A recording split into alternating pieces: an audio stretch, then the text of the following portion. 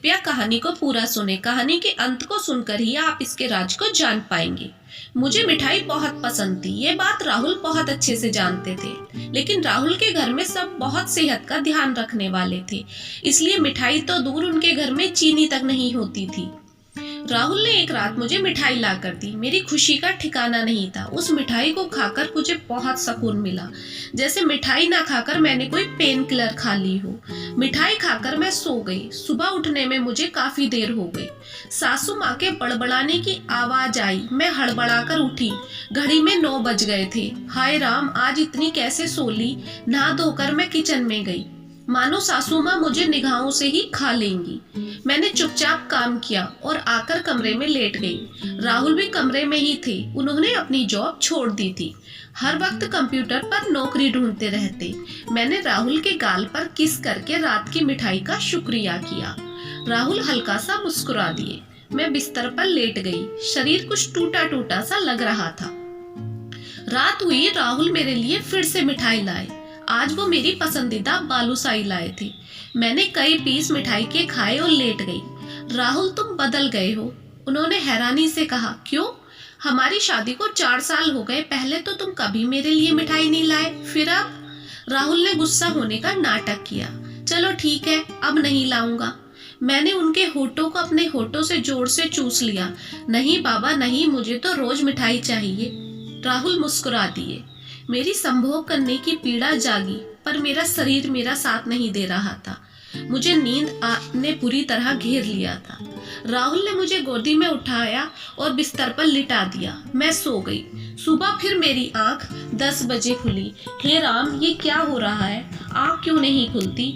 ऊपर से मेरा शरीर जरा भी साथ नहीं दे रहा था।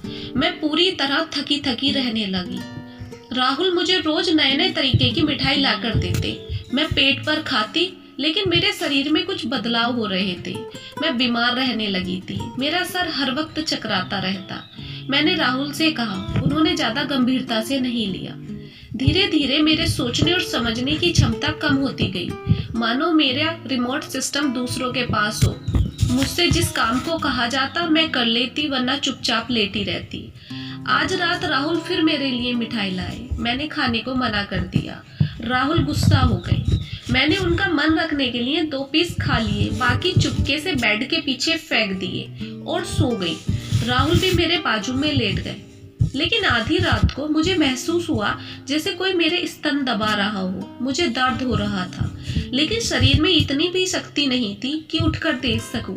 मैं बस महसूस कर पा रही थी। मेरे सारे कपड़े उतारे गए। मेरे पूरे जिस्म को चाटा जा रहा था। मुझे उस सब में बहुत सुकून मिल रहा था, क्योंकि राहुल से मुझे शारीरिक सुख मिले कितना टाइम हो गया था। मुझे मेरा बेड हिलता हुआ सा महसूस हो रहा था। किसी की अनियंत्रित सांसों की आवाज आ रही थी। मेरी आह निकल रही थी। सुबह उठकर देखा तो सब नॉर्मल था। रात जो मैंने महसूस किया, क्या वो मेरा सपना था या मेरा वहम? मैं राहुल की तरफ उन नजरों से देख रही थी, मानो रात जो हुआ है वह राहुल ने ही किया हो। लेकिन मैंने राहुल से कुछ नहीं कहा। अगली रात मैंने फिर मिठाई के 2 पीस खाए, बाकी बेड के पीछे फेंक दी। आज रात मुझे फिर वही महसूस हुआ जो मुझे पिछली रात महसूस हुआ था। मेरे जिस्म के अंदर जैसे कोई उतर गया हो। लेकिन आज मैंने मिठाई कम खाई थी, तो कोई धुंधला सा चेहरा मुझे दिखाई दे रहा था। वो राहुल तो नहीं थे।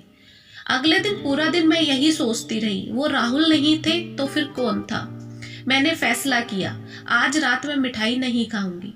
राहुल के मिठाई लाते ही मैंने उन्हें बहाना बनाकर बाहर भेज दिया और सारी मिठाई फेंक दी। मैं आंखें बंद करके सोने का नाटक करने लगी। राहुल ने किसी का नंबर डायल किया। हाँ मिश्रा जी, आ जाइए। थोड़ी देर बाद राहुल के पुराने बॉस मिश्रा जी रूम में आए। बहुत अमीर और रसूख वाले आदमी थे वे। कमरे में आते ही उन्होंने राहुल के साथ बैठकर शराब पी। फिर 10,000 रुपए के नोटों की गड्डी राहुल के हाथ में थमा दी। राहुल कमरे से बाहर चले गए और मिश्रा जी आकर मेरे ऊपर लेट गए। मैंने जोर की लात उनके पेट में मारी। वो दूर जाकर पड़े। राहुल दौड़कर कमरे में आ गया। अपनी पत्नी के साथ कोई ऐसे कैसे कर सकता है राहुल? मर गए तुम मेरे लिए आज से। मैं हमेशा के लिए उसे छोड़कर अपने घर आ गई, पर किसी से कुछ ना बता पाई मेरे साथ क्या हुआ है।